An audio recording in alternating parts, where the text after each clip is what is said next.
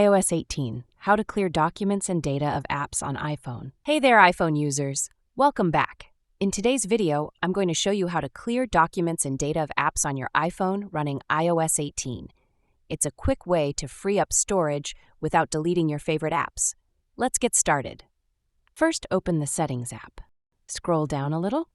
Tap on General once in the General, then select iPhone Storage. Scroll down to see a list of your apps and how much storage each one is using. Tap on the app that's taking up a lot of space. You'll see a breakdown of app size and documents and data. Tap Offload App. This will delete the app, but keep its data. Don't worry, you can reinstall it later. Tap Reinstall App after offloading to clear the cache and reduce unnecessary storage. If offloading isn't enough, you can delete the app entirely. Tap Delete App, then reinstall it from the App Store to start fresh. Go back to iPhone Storage. In iPhone Storage, check for storage recommendations. Follow the suggestions such as enabling auto-offload unused apps or clearing large attachments from messages. Regularly review and manage your storage to keep your iPhone running smoothly.